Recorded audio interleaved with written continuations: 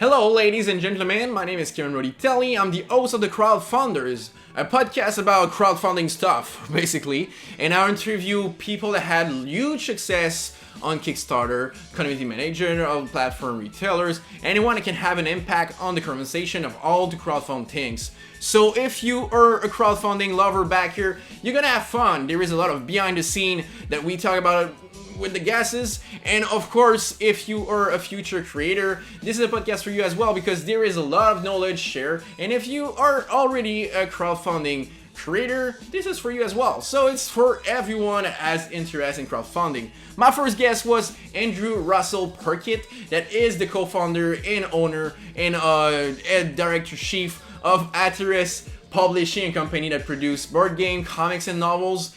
He is on the road of raising more than $100,000 on Kickstarter platform. This guy has a lot of knowledge, some funny stories about his first campaign. It was a lot of fun talking with him. So I hope you... This show is brought to you by me. If you did not know, I offer a lot of services to help you do your Kickstarter, like building your campaign with all the graphic design to get the most of the attention of potential backers.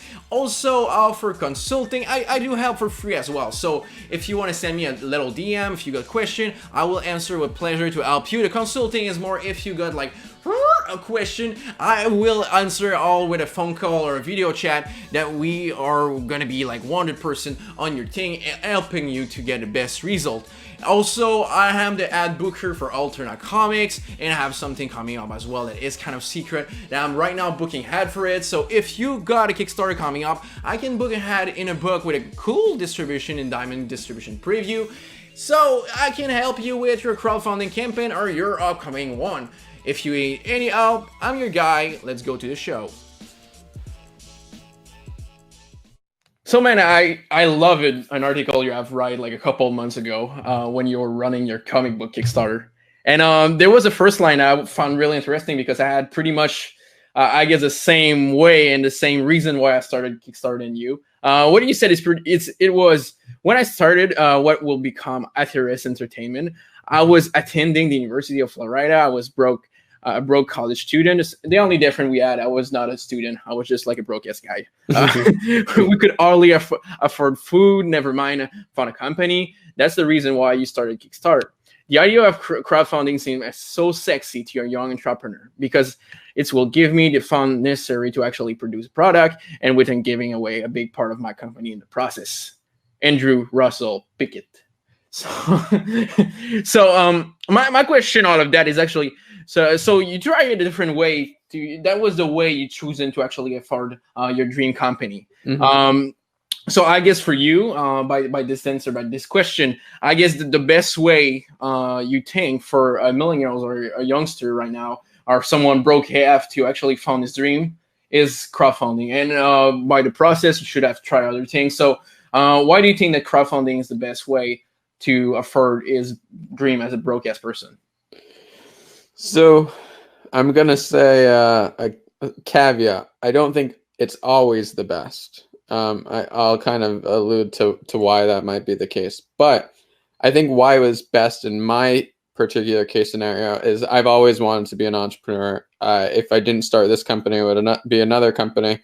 And I think what was so enticing about starting this particular company was it would allow me to express my creativity in a way that I wouldn't have been able to with some other, like I couldn't start a construction company and be as creative as I am starting a board game / comic book company. So when I started, I was just focused exclusively on board games and was going to try to branch out into video games and make one of our board game projects basically a hybrid that would encompass a video and board game component so that you would actually have digital features within this board game. So that was the goal when I originally started. And the reason why I went to crowdfunding is I had all these investors that were potentially interested, but I was 20 years old and I had no portfolio or nothing to prove that I would actually do what I was saying I was going to do. And so an investor is not going to look at, some kid that has never done anything like this before and be like, yeah, I'll just give you hundreds of thousands of dollars. That sounds like a good idea. Yeah, the jackass of the town at that moment. Investors are smarter than that. So they're not going to invest in you if you've never done anything. So I figured that if I was able to at least bring a few ideas to life and do as much as I could before, trying to look for investors, that I would be able to show some sort of proof of concept. And Kickstarter allowed me to do that without having to outlay as much capital. And I will say, like, that's not saying like I could start with $0. Especially like for my industry, I needed the board game done. I needed all the artwork done. I needed to market it. And there's reasons why if I weren't entrepreneurial and I weren't the type of person that wanted to start a company, I wouldn't recommend Kickstarter. I would recommend going a different route, because it is not like, oh, this is going to take 3 hours and it's going to be a side thing. Like Kickstarter takes a ton of work. Oh yeah. It's pretty much like a full-time job. It's stressful as hell. If you're not committed to doing it, Kickstarter is not going to be the best method. But if you really want a project to come to life and you're passionate about it and you can't do it otherwise, I definitely think that Kickstarter is one of the best, because you don't have to give up a huge percentage of your company. You don't have to deal with investors trying to change your vision. You don't have to deal with publishers trying to change your vision. So you're able to create the product you really want to create without worrying that other people are going to change or affect, what it's ultimately going to be. Or most of the time alone in your team, or you got a really small team because it's independent. You got no money. It's for that you go there. You make a pre-order before having most of the product done. So that's, as a first creator, the biggest problem I see most of the time. It's not creating the product. There is awesome product done by first creators. It's at the moment of delivering the product, because at some point you need to find the manufacturers, you need to find a way to ship, because most of the person on Kickstarter can't afford to have like a shipping company working with them. So they are making the package and stuff like that. So I would say Kickstarter is a good way. It's probably one of the best business opportunity right now for a youngster or someone broke. But the thing that is pretty dangerous is just be conscious of that there is actually more than just creating the product and the marketing of it after it's so crazy. A lot of so I do Kickstarter consulting, and it's kind of funny because my intro, like Skype call I'll do with people, I try to dissuade them. Like that's what it seems like, at least. I'm like, don't do Kickstarter unless, and like it seems like it's a lot of like, unless if this is you, then do it, but otherwise, like, don't do it if you're just trying to make this thing and another publisher could do it the same thing for you and you don't want to do the work. But it's also important to know if you're broke that it's probably going to require you to save money for a little while, because marketing isn't free most of the time. Oh yeah, and I've heard so many horror stories with that. Like person that go for Kickstarter because they're broke, and actually, as a first-time creator, I'm pretty sure it did happen to you, or personally, it did happen to me. So probably the 2-3 first campaign, because I'm so bad. I was losing money on shipping. And shipping's the worst. Shipping is hell, man. Oh, it's the worst thing in the world. I hate it. So I started Kickstarter because I was broke. I was like, oh, that's the only way to make money on my product. And first Kickstarter, I'm like, oh damn, I lost $2,000 with my Kickstarter, and I thought I was actually making more than $2,000 because international shipping is really expensive. It's the international shipping in some country. I don't know why. Like shipping a comic book was like $100 to ship a comic book. I'm like, hey, I'm not shipping cocaine to you. Shipping is the absolute worst thing. It's like, it's one of the reasons I'll give to people, like, if you're not really interested in this, like this would be why. And then the other thing is like that when people are budgeting, people never budget correctly for shipping because it's kind of hard to figure out anyways. But so like I do use fulfillment companies. So I'll find fulfillment companies that ship around the world. And then so they'll give me a rate sheet. So I'll know based on the weight and size of the game what it's going to be. But shipping prices change. So I always have to kind of account for a margin of error and know like shipping changes and it's crazy. But the first game I have near me, Cul-de-sac. Yeah. It's a decent size box, right? Oh yeah, So, all right. So this is my one of my other games. All right. So you got it's like probably a third of the size, right? So, it's like Kevin Hart and Kobe Bryant. Yeah. So cul-de-sac was supposed to be small. Kobe I Bryant. added a bunch of stretch goals and made the game bigger. And when you add weight and change the dimensions of a box, shipping goes up. Yeah, it's a like lot. Boxing. You So I lost thousands of dollars on shipping on that game. I had to take out a loan to fund it. And to add like insult to injury, the salt to the wound a little bit, Hanjin, which was a big shipping company that did freight outside of China, was the largest freight shipping company. It was based out of, I think, South Korea or something. They went bankrupt, and no one would let their boats into port. So I didn't know until this whole debacle, but getting a boat into port costs $2 million. They have to. That's the port fees. It costs $2 million per boat. You will make me cry, dude. Our games were on 3 different boats, all owned by that company. One of them was in Newark, and the problem was the shipping containers.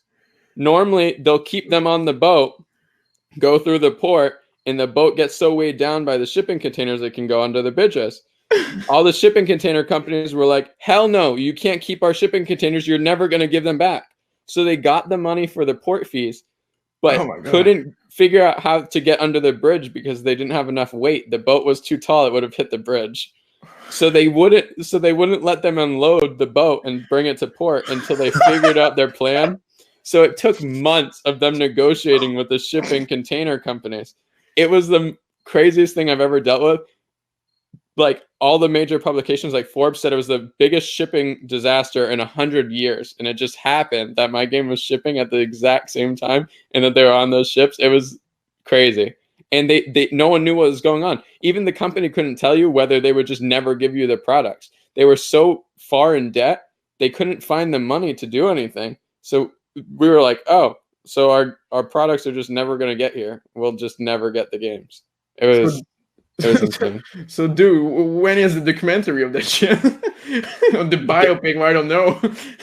It wasn't. So I thought it was going to send us out of business. It was insane. So shipping is the worst thing ever.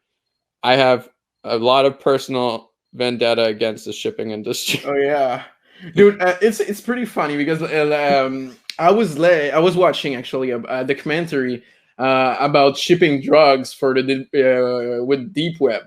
And the guys in the documentary was just like, oh, we put in a container and 2 days after that is to the U.S. customer. And you're with board game, you're like, so there is boat in Vietnam's warriors that actually come out of space to kill that boat. And after Rambo arrived and the bird game is still in the water. Oh man, that's it was crazy. It was literally in the middle of the ocean for months. And Ashley Furniture and a lot of big companies had inventory, and it was right before Christmas. And all these stores were trying to sue the company, but the company had no money. And so all the creditors were trying to go after money that wasn't there. It was such a nightmare. I am so glad that it has not happened since, knock on wood. But wow, man, this is crazy. And that was for your first Kickstarter project. That was the first game. Yeah. Oh yeah. I try to make lemonade out of lemons kind of deal. So I found the largest board game industry magazine. It's this online periodical, and I got them to write about us. So we were written about, and they'll never write about a company with one game. They were just like, this company might go out of business because of this. And so they wrote about it, and it got seen by a crazy amount of people. So that was kind of cool. And that was the right way to actually deal with it. I see so much entrepreneurs, creators, or even a lot on crowdfunding. I'm sure you see that, creators in the middle of the campaign, the campaign is slow, and they go right on Facebook oh, my products suck. I want to kill myself. My Kickstarter is shit. Dude, this is not the way to go. If there is a problem, you take that problem and you make something positive with it. In the 3 games I've published myself, and then I co-published a game, and I co-published a comic book, they've raised about $80,000 total. Wow. Congrats. Thanks. Hopefully the next one does even more. I'm pretty sure you got a pretty good track record. There's something interesting with your project I've seen. It's your number of backers is really constant. And that's great. That's mean you got a really good communication with your people, and you're actually dealing really well with your customer. Because I see so many creators that actually it's like a roller coaster. There is a project 600, there's another one 100 backers, there is a project like 300, and after like 2000, and after they go back to 200s. And that's actually meaning that there is a communication problem in some way. Yeah. It's a restart every time. I've seen a lot of creators like that, and I think a lot of it is they have some good projects that people will back and they support the project, but they don't support the creator. Yeah. So there's a lot of that I see. I think because I've done a good job of communicating with my backers, every Kickstarter I've done for through the Atheris account has got more backers than the previous one, and that's my measure of success. I mean, obviously I like and need the money, but I really just want to create cool products and get them out to the world. And so if more people buy it, that's better for me. And in my mind, I'm doing a better job of making sure that people realize the value proposition. Because I think our games could appeal and would be awesome for thousands of more people than currently play them. And so I just need to find out how to market them better to get to that point, essentially. I know they're good enough games. It's just getting the marketing there. And I studied marketing in college, but there's a difference from, real world versus, how they teach it in school and that sort of thing. And then there's a difference based on the budgeting and whatnot. So I had small budgets, and I'm slowly working and getting more budgets because our campaigns are making more money and there's more money to reinvest in the company.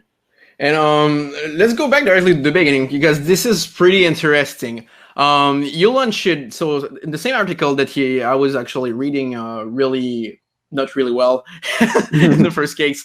So we launched the project setting out to raise $10,000. I was nervous. I was a college student who could not afford a $5 Happy Meal. So why would anyone give me $10,000? So it seemed not possible, but we raised $10,000 in only 52 hours. We raised $10,000 in only 52 hours. This is crazy. So, of course, I'm interested, and I think everyone listening and watching this podcast want to know, what was your war strategy? What did you do to achieve that? I know sometimes like there is a part of magical with marketing. You go like left and right, and something did work or something is out of control. But what was your main strategy out of that to achieve that? So when you are a new creator and you've never done anything like that before, it is possible to get family and friends to support you. So part of that is that I had a lot of family and friends that were willing to support me on that first project. Now, still backers. But once I've grown the company and the branding behind it, I preferred my family and friends really not to support it unless they're interested in the product. I rather have continual people that support it because they want the product than have people support it because it's me. And so I got a lot of family and friends who were willing to support, and I got them to support early on because Kickstarter algorithms love when the campaign funding is high in the first few hours. So I did launch parties in Gainesville, where I was living, going to the University of Florida. They had an event that was like a startup hour, an event for entrepreneurs locally, that they did basically a happy hour. These two gentlemen would buy everyone's drinks for the hour. And they rented the whole bar, and you would just talk about business. Brilliant. So I knew that was an event that people supported other businesses locally. So I did an event there. I had my dad do an event at his house with all of my family in Orlando. And I got people to pledge as soon as the campaign went live. So it was able to raise a few thousand right away. And then it got ranked higher on Kickstarter algorithms, and basically people organically saw it. The other thing that I did a lot of is I demoed it at conventions for like months prior and met people in person. I did game store demos. I did things to make sure that people knew about it before it was coming out.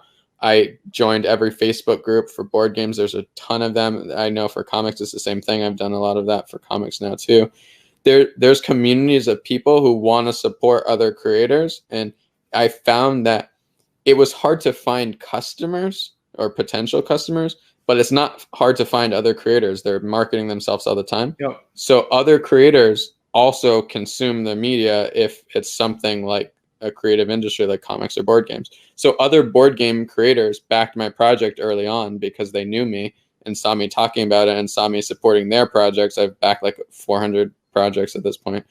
And so because of that, the campaign went crazy and was able to raise money. And then I was stuck in Savannah, actually, at the time. My car's tire popped and was sleeping on my friend's couch. And he was the first one to let me know that the Kickstarter funded. And his name's Andre Fortino. He was the one who I did co-published the comic book, Tokyo Rosa. So just cool. He helped me with my first Kickstarter, letting me sleep on his couch when I found out it funded. So, I helped him with his Kickstarter for Tokyo Rosa. Dude, man, your first Kickstarter is hell of a journey. You got this and the boat shipping shit.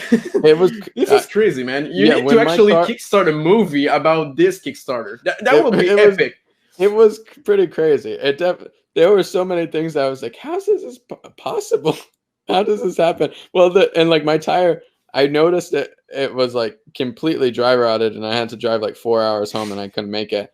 But I noticed it at a gas station because I happened to have to go to the bathroom, and they told me there was no bathroom. And I was like, what kind of gas station doesn't have a bathroom? I walked back to my car and noticed it. And I was like, thank God I noticed it beforehand. But I called every mechanic shop in town. Everyone was closed. No one would do it.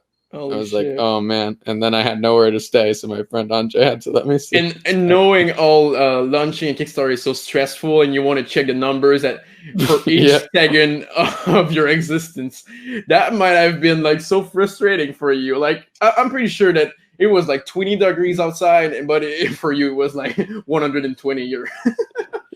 I was in Savannah, Georgia at the time. So it wasn't too cold or anything, but it was like an area of town I wasn't used to. I had never been there before. And he was the only person I knew in Savannah, and I lived in Gainesville at that point in time. And I was like, I need to get back to Florida, or I need to find a way to stay here. And I had no money. Like I said, I started the Kickstarter because I was broke. I was like, I can't afford a hotel tonight. So I'm going to have to sleep in my car, and I'm in a sketchy area of town, and my tires broke. Holy shit. It was crazy. Sure. But something interesting you just said, but before that, so not really just said, but you did a lot of physical event to promote the Kickstarter. Mm-hmm. That's something really interesting to me, because I'm kind of dude that actually do a lot on social media, always talk on social media, but forget that there is people outside of the computer and the phone. So I want to know what was your strategy in some way with those events, like inside the event, what you were doing, and all you did actually bring people to stop Netflix and chill with their Tinder date, and actually bring the Tinder date to give you $5 at the event. So I really want to know what was your process to actually do this event of your Kickstarter launch. So in the first Kickstarter's case, it was a lot of, like I said, I knew that event was happening, and I knew it wouldn't cost me money, and people were getting free alcohol, so they're going to be there. Oh yeah, I would have been there. Yeah, so there were a lot of people there, and it was a monthly event that I knew people were going to be at, and I knew they were the people that would support the project. They not because they were board gamers, but in that case because they supported local companies, and one of the local entrepreneurs put $1,000 into the Kickstarter, which was part of why it did so well in the first. So that's interesting. So it's kind of a chamber of commerce, but more of a PR even in some way, local PR even. Yeah. So Gainesville is a very good entrepreneurship scene, and so a lot of the local entrepreneurs are really cool, and we all knew each other, and they were very big on like mentoring and helping student entrepreneurs. And so the gentleman who helped support me, I had worked for him and had done a lot of stuff for him in the past, and he had helped me with a lot of connecting with the right people in the board game industry and all that kind of stuff. And so I was able to basically have him help me a lot with the Kickstarter because he was willing to support, local creators. And then I actually, he owns a scooter business in Gainesville, so I had a few cards in the game made, one in the likeness of his business partner, and there's another scooter card in the game, and it has like an homage to his business on it. On the card.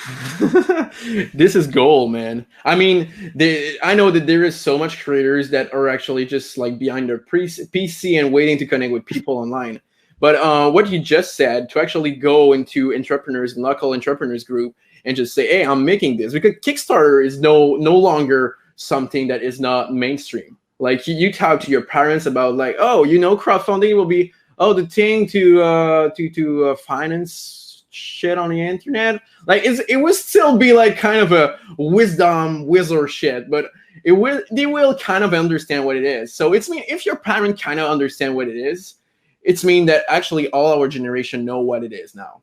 So, or at least most of them. Like maybe not if they live on a catamaran or something like that. Yeah, if they live in Alaska, in certain parts, maybe not. But that's actually really brilliant what you did to go to a local event that there is just entrepreneurs, introduce yourself, make friends, and you could actually just make partnership with even your Kickstarter. So for example, one on a coffee is like, oh cool, you want some copies? We will do like a retailer price on the Kickstarter just for you. We're gonna make this, and just like partner up with who is close to you. Because probably you have worked with artists on the board game, or I don't know, like working distance with someone.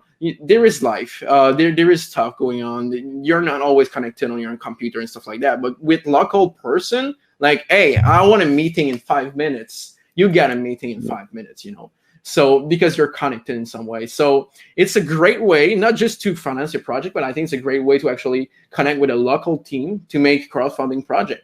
And not always try with the internet, because because I understand in some way when you work on the internet and you're just like texting, you don't have like this face-to-face conversation that your anxiety don't want, Yeah. But it's the best way to get project moving, I guess. Yeah, and the like you said, like retailer pledges. So I've had small retailers that have supported our games in the past. And one of the things I did for the first one is I went to stores in Gainesville and I talked to them, and not everyone was interested, but I had one store who was really supportive. She backed and ended up with like 10 copies of the game, and fortunately sold all of them fairly quickly. And then there was a boba tea shop that I went to all the time, and they had a really cool environment. I'm a writer, like at heart, that's what I am. My job title for Atheris I made as chief storyteller, because I think everything I do tells a story in some way. So board games are just one medium for that. But so this place was very story focused, and I would write there all the time. And so I talked to the owner and was like, hey, you have a few board games on the shelf. Why not have a local one? And so he ended up ordering a lot of copies. And I think with comics too, for all the comic creators, it makes sense for a lot of places that have reading materials and have comics already to have support of local companies. And you might be able to find some of those people. And it might not make sense to reach out to every single one of them, but especially if the mid-campaign slump, when everyone's so scared, make, lemonade from lemons and go and, figure out how to reach out to those people and see if you can get someone in the middle of the campaign to support it and buy multiple copies, hopefully. Yeah, and I think something interesting, again, you said, is the word local. Don't be afraid to overuse the local. It's always like a great argument in business when you go somewhere and you say, yeah, it's on the internet, it's a pre-order for the worldwide, but if you go with locals, but this thing that is going worldwide, are going to be shipped in all the countries, it's from here. And people always have this kind of pride as a business entrepreneurs or whatever. And so don't be afraid to go local with your stuff. And I'm the first one like that. And I'm working on that. Always, like, with your ego, try to go worldwide before starting local. But your local person are the only one that you can see every day. Like when you go grab your coffee at the Starbucks, you might see that guy and just say hi and shake and actually build a relationship. And these are actually the easiest customer you can get. Because on the internet, yeah, it's cool making podcasts like that. It's cool making posts. But those person, if they don't want to give a shit of you, they can't.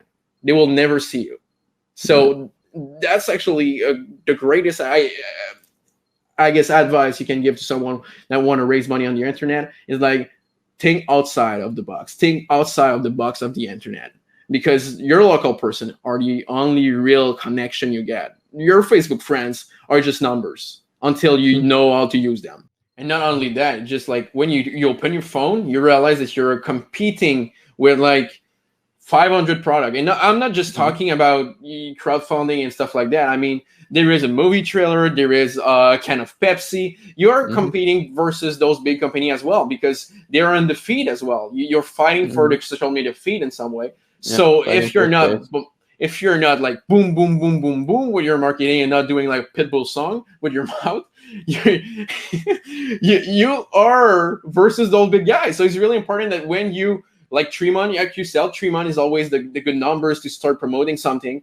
It's really important because you're fighting versus everything in your phone, in the phone of your consumer. So it's important that you repeat, like those big companies. You know, you're not reinventing something. So another thing that you did really interesting on the same campaign, and I don't know if you did on your others.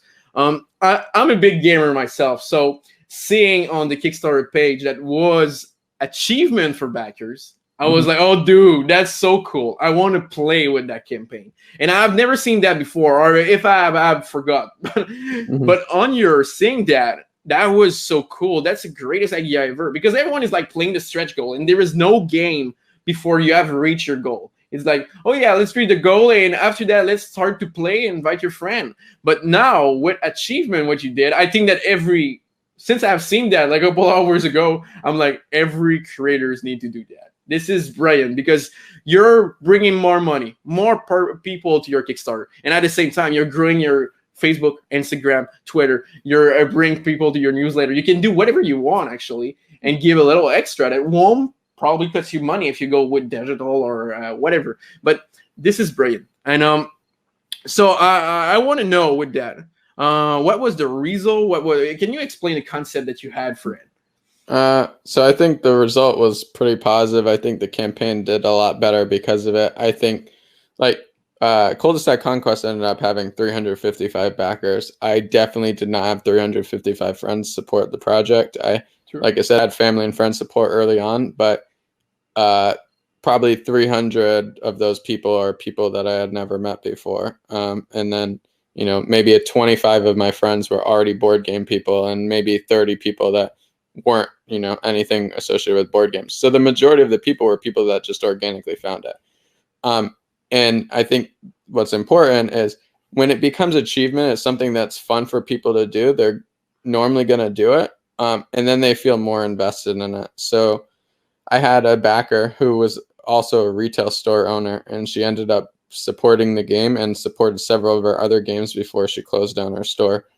And she basically saw the campaign, supported it, and one of our social goals was to create a fake Wikipedia page for the game. And I said to make it ridiculous. I wanted them to see, because Wikipedia is supposed to fact check stuff. Yeah. And so they're supposed to say like, no, this isn't right. And so I said, make it just ridiculous enough that it will like fly under the radar and try to see if we can get it approved. So I had a few people write for the Wikipedia page, and she wrote all kinds of stuff. She linked back to other things to make it look legit, and Wikipedia accepted the page, and it was just hilarious. So then we used that and like some of our backer updates and like made fun of, you know, how this funny Wikipedia page was made, and it got something unlocked for the game, but it also got her and other people to be more involved and be a part of the game. They were a part of the process. And I think that's something I do with a lot of my games. The next project I'm working on, Ruins of Mars, I've been developing it for like 2 years now. And when we were first getting artwork, I would send the artwork in all the Facebook groups, and I would ask for feedback. And I went back to the artist and would give all the feedback, and we would, you know, figure out what feedback to take and what, you know, some of the feedback obviously is not always going to be useful, and you have to be good at judging feedback and what's a personal preference versus what's actually truly, you know, not great or could be improved upon. But involving people in the process gets them to feel connected with it and want to support it. So I have people, like I said, I've been working on it for like 2 years. I posted about it probably a year ago. And I've had people, when I posted about it recently, bringing it back after not talking about it for probably 6 months or longer. I had someone post, oh, I remember when you did all the artwork stuff for this a year ago. I'm going to be backing it. Yep. So with marketing, you want to impress upon the same person like 3 to 7 times in order to get anywhere with them. And you can do a lot of paid marketing, but when you're broke like I was when I started, I didn't want to do a lot of paid marketing. So like for the first campaign, I probably spent $300 on marketing total to raise 20,000. And all in with for my 3 projects, it's probably been about 1,000. And then Ruins of Mars, I'm putting in probably like 4,000. So I'm ramping up quite a bit with how much marketing I'm putting into the projects. And I'm hoping, obviously, that translates to backers. So I guess we'll see there. It comes out September 24th. So I guess that will be my case study. But a lot of what I did was just organic, non-paid stuff. I would find communities and I would become a part of that community. And then when I posted about my own project, it's not so much spammy when I post about everyone else's projects and I talk to everyone and I give them advice. And then when I post about my own project, all those people know me already. So it's not like, oh, he just comes here just to talk about his stuff. I'm already friends with them. So then they're like, oh yeah. And especially if they go and comment and like that Facebook post, it stays at the top of the group. And then more people who might not have known that I post in there all the time will see it. And over time, you get more backers. And then sometimes, like Supernatural Socks is a game about lost socks that I designed. This is a great idea. I thought it was funny, and I didn't know how people would respond to it. And someone posted negative feedback in one of the groups that I happened to have a lot of friends in, and got like 30 negative comments back to them saying, it's a great idea, you're wrong. And some of the people I didn't know and backed the game. So I probably, from one Facebook post that was supposed to be negative, I probably made like $500. Dude, that's a fight club of social media. This, and you know what you just said is great, and that's actually the biggest thing that most creators forget. When someone asks me, what did I do wrong with my Kickstarter? The answer is pretty simple. You did a pre-order and not a game. People are on crowdfunding to play a game with their money. It's like gambling to the casino. It's the same thing because you're not sure if you're going to get the product on time. You're not sure if you're going to get the product for some case. So when you go there, it's to have fun, first of all. So it's not, there is an experience more than the traditional pre-order. So if someone go on Kickstarter, back a project, they are expecting entertainment. It's for that there is update. It's for that there is social media. They're expecting you to see you hustle and make a shitload of content for a month or so, and even more, because they put your money on you to pay for entertainment. And that's something important.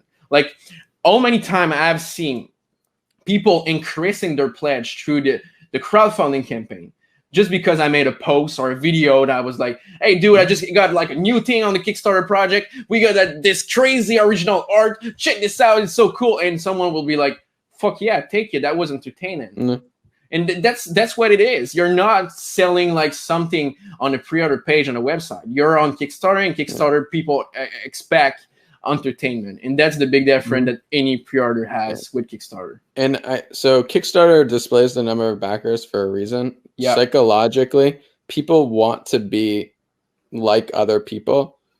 People gravitate towards people who are like themselves. So if a comic book person happens to go see a project and there's 3,000 people who have already backed it, they're significantly more likely to back that than a project that has 100 backers, just because they see social validation of the idea. And I've noticed I'll do it. There's been projects I've backed that had a bunch of backers, and I was like, how could the project be bad? All these people like it. That's true. And the project was horrible. I didn't even look into it. I just thought, if everyone else is doing it, then it probably makes sense. So now I'm more cognizant and like am aware of that. But I think subconsciously people feel that way. And so I think that's something people need to realize too, is Kickstarter is a pre-sale mechanism that people are trying to support the creator, and they're willing to support creators if they feel like they're, good people and doing the right thing and they're making cool projects and they want to see them grow and learn in the industry and all that kind of stuff. And they're more likely to feel that way if they see other people are doing that. So I think like getting those Facebook people and a few other people to back it, it translates to more than just the dollars they bring in. It's giving additional dollars for all the people who see it because of them too. Oh yeah, in some way. Kickstarter is not different in any social media. Just there is a pre-order platform with it. If you go on Instagram, like all the little girls that see Kylie Jenner dressed that way, and the next day they all want this outfit because all the girls in their class did like this photo on Instagram, and they will all come with the same outfit that they will buy from Kylie on her shop on the internet. It's the same thing for Kickstarter. If all your crowdfunding guys on Facebook, all your friends back, for example, this comic book because, oh, it's cool to back it, most of the creators in the gang will back it, or most of the comic book readers will back it. If all the gamers in that Facebook group say, oh, that's cool, I will go for it, everyone will go for it. Spam with your brain and not your dick. What I mean by that is actually, yeah, you need to post probably every day, or not directly on your account, but it could be in a Facebook group and stuff like that. You need to post every day. That's the thing. You need to be everywhere. But don't always post like the same image, the same text. Yeah. You know, to get interested people, be different every day. Yeah. And it shouldn't all be about your project. It might be, hey, look, here's this other project that looks really cool, or this is what I'm currently reading. Have you read this? What other stuff would you recommend? Other people are going to recommend cool comics for you to read. If you're a comic book creator, you're likely going to read other comics. So you should get those recommendations, get to know people. And then when you do post about your own project, it's not spam because they know you are actually a part of the community and not just trying to use the community to get money. Because it's not all about the money. It's not, I just want to raise money. It's, I want to create this cool comic. You wouldn't do it just for money. So I'm really curious because you made a few board game and you just did a Kickstarter for a comic book, and comic book is my fill, and I want to know what was the difference in the experience you had with comic books and board game on Kickstarter, because I know it's really different. I guess it's the same pre-order platform for sure, but I mean the product is different, the community is different. So I really want to know. I'm curious what's different for the community and what's different for the sell of the product. All right. So first, like I said, I'm a writer, so I was super excited to get into comic books. I'm starting to write a lot more comic books now too, and I think a big part of where the company is going is comic book and board games, not just board games anymore. But with that being said, I think there were a few differences that I noticed, and part of why I did Tokyo Row 0 Hour on Kickstarter was that Andre had a beautiful product that didn't get seen by enough people. So his first project, Simon Says, was about a Nazi hunter, and he didn't have to do as much marketing because it just organically grew. So the first few days it didn't do as well, and then they posted about it on a lot of national media websites, and the funding just went crazy. And now that comic's been picked up by Image Comics, and Image just did a release for it recently. I think it's coming out the 18th or something. It's coming out in sometime in September. Cool, man. Yeah, it's super cool. It's actually a great comic. It's on my shelf somewhere behind me. But so the second one, Tokyo Row 0 Hour, it's a great product, but it doesn't have that evocative theme that would get people interested organically. It needed a lot more marketing efforts. And so I was able to accommodate and fix some of the things that were problems with the campaign before, making sure the tagline made sense and would, get people's attention, making sure the main Kickstarter image was something that would be a little more evocative and get people to click on it, getting more eyes on the campaign page, basically, and then fixing the campaign page to have a little bit less text and be a little easier to navigate and basically figure out. I got the price point lowered a little bit on the comic, and a lot of things that helped the campaign end up succeeding. The differences that I noticed with the campaign, though, was I wasn't as big in those audiences prior to doing the campaign. Andre has done several comics before and had Simon Says, which was successful, and so I was kind of banking a little bit more on his established audience coming back, and I think a lot of that didn't come in as much, like we talked about. I think a lot of people supported the first project, not so much because Andre created it, but because it was such a cool theme. And now I think once Image has picked that up, people are going to be a lot more fans of Andre, and his work is incredible. I'm a huge super fan, but I don't think he had established enough like build up there, and so we didn't get as many repeat backers for Tokyo Rose. But I think we did a good job of showing why it was such a cool book, and that's why it ended up funding.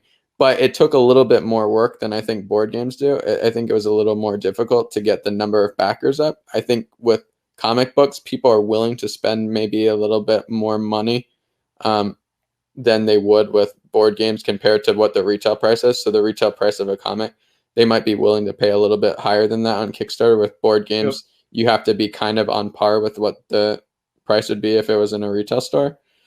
So I think comics are a little different in that regard. And I think because of that, comic creators are able to do a few little things that help. So they can create, better or different variant covers that make people excited and want to pay a little bit more.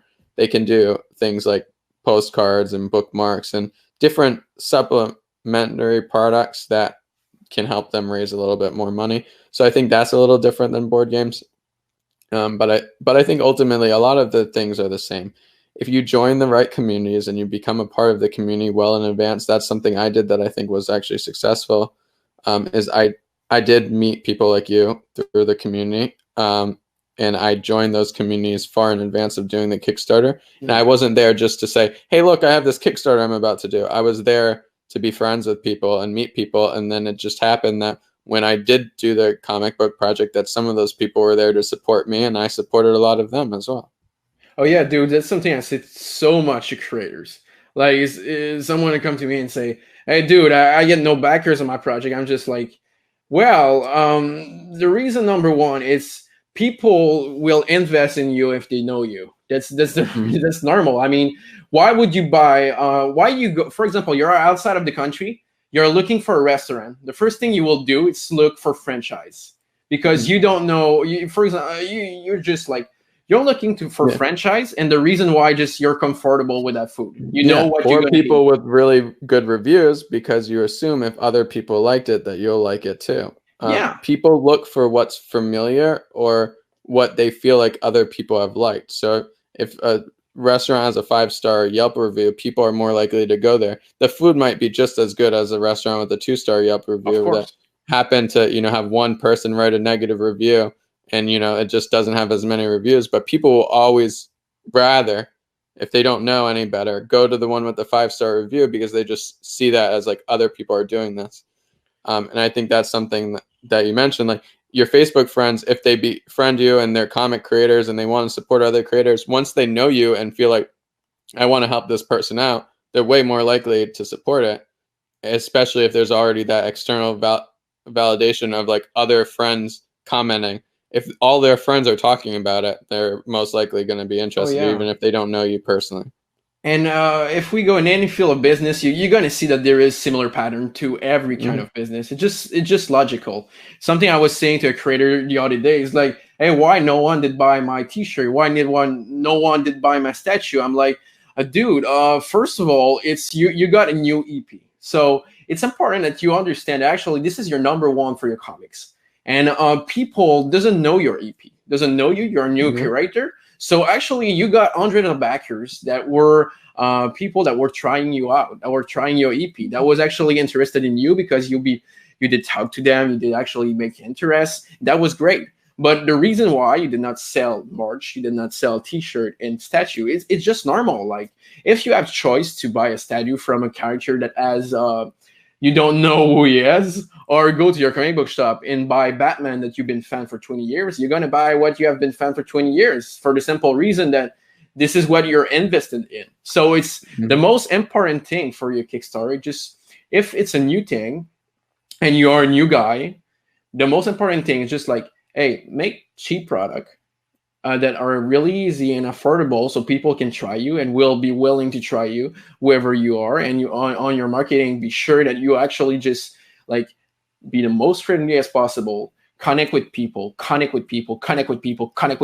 cannot repeat more, but this is the way to starting crowdfunding, connect with creators. This is the easiest thing to do. Every creators on every levels, could be films, music, or anything, are consumers as well. You don't write comics if you don't buy comics. Doesn't exist. You don't make films if you don't watch films.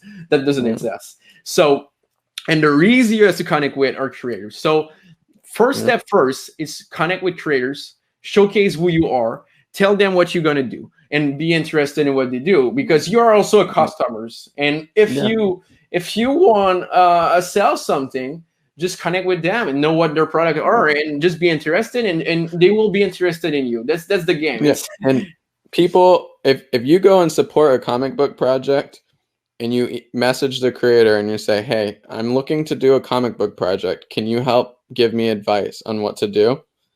I'm a backer of your project. They're most likely going to help you. Oh yeah. So I think that's another thing. If you help other people, they are likely to return the favor. A lot of comic book people are really cool people. Same with board game people. If you reach out to enough people and say, hey, can you help me? You're going to find people that can help you. And then obviously, like, there's people like me that do paid Kickstarter consulting for people that really, really need a lot of help.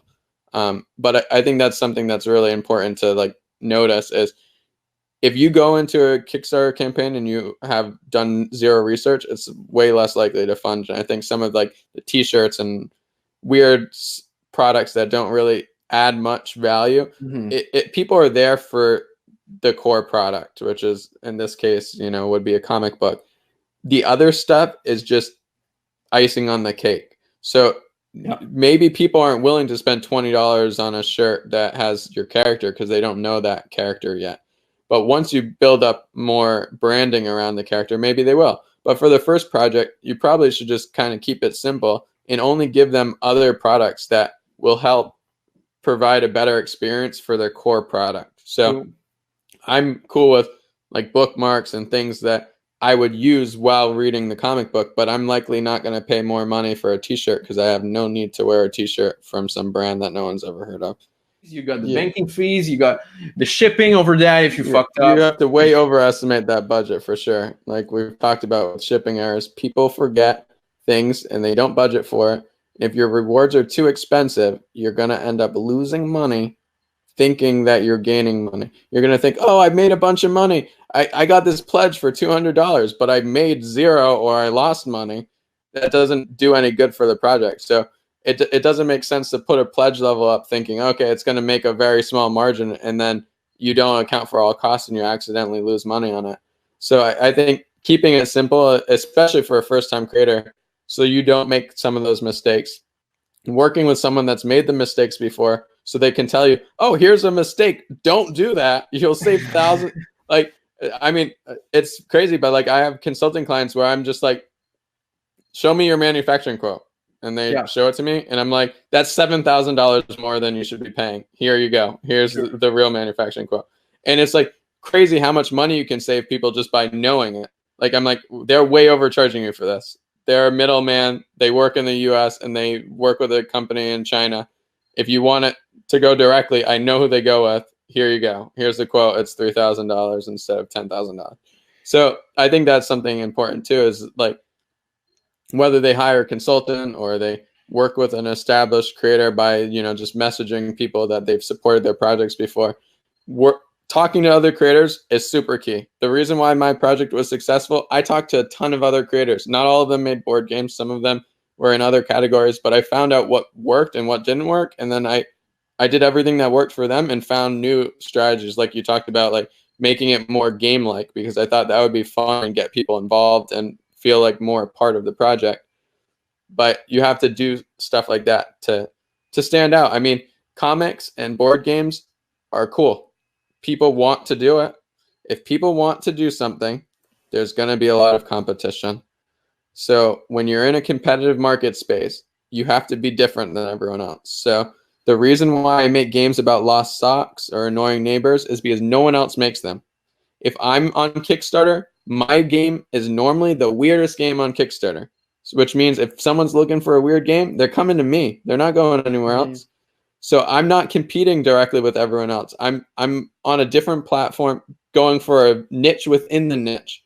And I think that's what you have to do with comics as well. You have to find an audience and just appeal as much to them as possible, so that instead of competing with the hundreds of other comics that are on at the same time, you're competing with a few. So then it's not as hard for a backer to say, I really want this. It's the weirdest comic I've ever heard of. It sounds so cool. Or, this character is way cooler than any other character I've seen in any comics recently. You have to have something that makes you stand out. Oh yeah, and now weird is the new cool. That's the way to go, because you with Hollywood doing all the same stuff, and with the video game industry kind of standing on the mainstream field. Now, when we are as an indie creators, actually just like, hey, you want to sell your product, do something weird, go out of the box. Boom, socks. The game, I included a pair of socks in the game that had custom Ghost from the game on it. It cost me a little bit more to manufacture, but people loved it. That's a win. It was so weird and different that people were like, how did you get your manufacturer to do that? I was like, I told him this is what I needed, and I made him do it. And he went out there and got the socks, and it makes my game different than everyone else's. And it stood out. People liked it. And Okay, it dude, raised 16 grand. I have a question, because for me, board game, I would love to do a board game one day. But it's look really stressful in some way, because with comic book or video game or films, most of the time when you do a project, the project is not completely done. Yeah, that's a thing. But what stressed me with board game is, yeah, your project is probably done, but the manufacturer sound or looks so weird to me, because you got cards, you got the box, you got like probably something out of plastic. Like, how do we handle that? Is there like printer specialized and all that stuff and build out the build game, or you go like with Manny's? No, so there's board game printers that are good at mostly everything. If they're not good at something, they outsource it to another printer, and normally as the publisher, you have no idea. I don't know where my manufacturer gets their wood components, but normally there's a separate wood factory, there's a separate like plastic manufacturer they work with. So there's all these manufacturers, and then my board game printer comes to gets the files to them, comes together and gives me the final product, and packages everything and makes it all pretty and whatnot. So it is a little more complex, and it's definitely more expensive than printing a comic. And the artwork tends to be pretty expensive as well.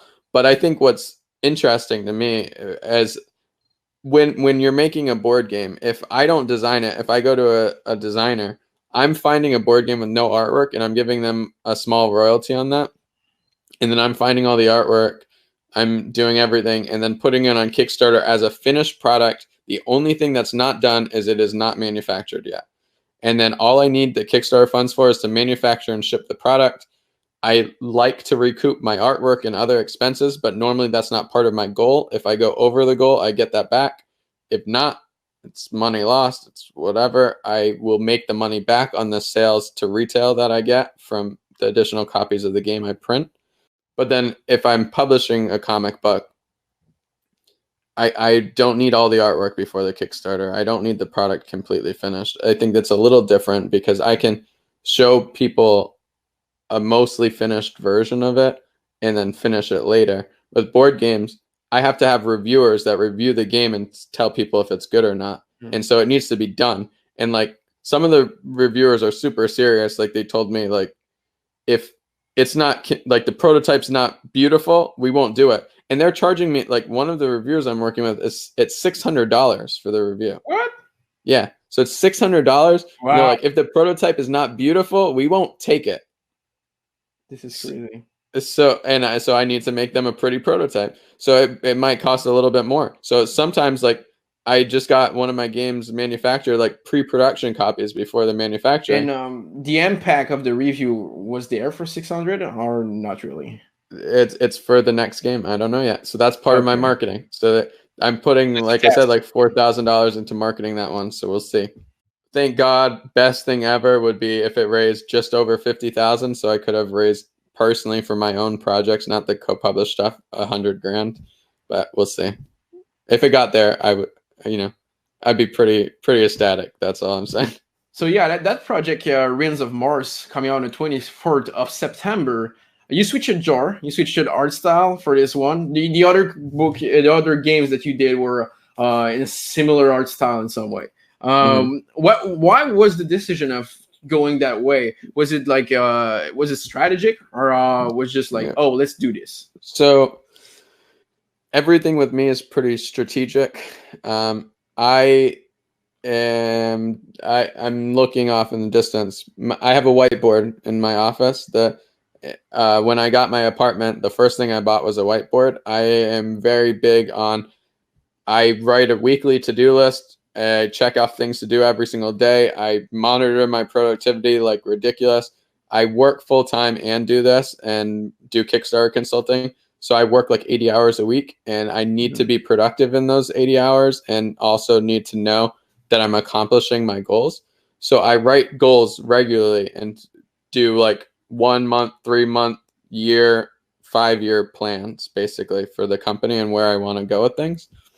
And so when I first started the company, my goal was to make a board game, and I like writing, and I wanted it to be a funny story, and I thought that would really appeal to people, and I wouldn't be competing with as many people. I've built up a fan base now. I've done 3 games. I co-published a board game that is a heavier game that's not so much on the funny realm anymore, and it was very successful. It raised $26,500. I realized when I did that, and I was already kind of under the impression that I've built up enough established audience now that I can take risk and compete directly with other people now. On a first project, I didn't want to do it because I didn't have the audience and I didn't have the money to market it. Now I have the money to market it and I have the audience, so I was willing to take the risk. And it's also a project that fits Kickstarter's audience a lot better. So board games that do well on Kickstarter are bigger strategic games. The funny games I made do okay on Kickstarter, but it's a smaller niche than what I'm doing now with Ruins of Mars. And I was willing to be in that smaller niche at the beginning, like I said, because there was no one competing in it. I was kind of alone. I now want to take a little market share of the bigger niche. So do you think the reason why big strategic game work on Kickstarter is because the one with a credit card, it's just probably more people between 20 and 35 that are on the platform, and not families or people that are more casual? Is it just a casual reason? So the board gamers that are on Kickstarter, from my market research, on typical, obviously people stray from this, are like 30 to 49-year-old white males. So that's my main audience. Yeah. So because of that, because it's older white males that are playing with their like gaming group and not like with families, these heavier strategic games do better, and games with like miniatures do even better. I haven't had the resources. Miniatures require molds that are thousands and thousands of dollars. So I haven't had the resources to do that yet. And those projects typically require like a $30,000 Kickstarter goal. And I haven't wanted to do such a high goal. So Ruins of Mars will probably be about 15,000. And so I'm trying to slowly get there. So I know what Kickstarter audience wants, and I'm slowly progressing my lineup to fit that. And then the smaller games that I started with, I'm still making, but I do a consistent box size. So this is like my small box size. So all of our games in that box size are going to be a certain price point. And most of them, likely, once I have the capital to do so, will go straight to retail. So I won't do Kickstarter for those. I'll do Kickstarter for the bigger projects that require more capital that I can't do without it. So like Ruins of Mars, I can't put $15,000 into manufacturing and hope that people are going to buy it. I need Kickstarter to do it. Some of the smaller games, if it's a few $1,000s to manufacture, I might be able to do that. That makes sense. It's now we're just like bored of those video games and we just want to get out. We're always on our phones. So in board game with friends, it's kind of an escape from those digital stuff. So I feel that now board game are more than ever on the market, just because it's the escape number one. It's the drinking with buddies number one thing to do, Yeah, it's a cheap entertainment method for groups, and it allows social interaction in a way that's different, and it's easier to make friends playing board games than it is doing a lot of other things. And even your friends you play games with, if you've known them forever, it's easier to feel at home playing a board game. And I think a lot of the games that people don't traditionally know about, the more like non-mainstream games, like the ones kind of behind me, do a better job of being open and inviting to new players, but also having like really cool experiences and dynamic gameplay that makes it strategic and gets you thinking. And if you spend $40 or $60 on a board game and you play it with 3 friends and you play it several nights in a row, it's a lot cheaper than going to the movies several times. That's true. And so a lot of times I think that was part of it, is like after the recession, it was a cheaper entertainment medium that also allowed people to disconnect from their phones and connect more with physical people. And I think that's something that society right now is kind of disconnected and wants more social interaction. And so that's one of the cool things about board games, is it allows you to get back and talk to people and interact with people. So one last question before we finish, man. Not stupid question, but I know that everyone always want to hear this question from someone who has success on the crowdfunding platform. If you got like one advice, one big secret that you would say to someone that want to start to raise money for board games, what would it be? So obviously, there's people know it. We've already mentioned it's a lot of hard work. I think my big advice would be that, especially for creative industries, it's easy to focus on product and create a great product, and think that everyone's just going to come to you. Yeah. I think my big piece of advice is don't expect people to come to you. Kickstarter is a platform to get additional people to come, but they will not come or see it unless you bring your audience with you. You need to establish an audience beforehand that's going to fund at least 30% of the Kickstarter within the first 24 to 48 hours. If you do not have those people, the Kickstarter is significantly less likely to fund. You need those people. Bring an audience. So that's the biggest thing. People forget marketing. They create a great product. If no one sees it, it doesn't matter how great the product is. Boom. Thank you for being on the show for this first episode of the podcast, The Crowdfunders. Man, it was a pleasure to have you. You got so much interesting thing to say. Great product, great project to come. So if you want to plug anything, go for it. On all social media, I'm Atheris Andrew, Atheris. I also have social media for Atheris Entertainment, which is the parent company, Atheris Games, which is our game division, and Atheris Publishing, which is our comic and maybe eventually novel division.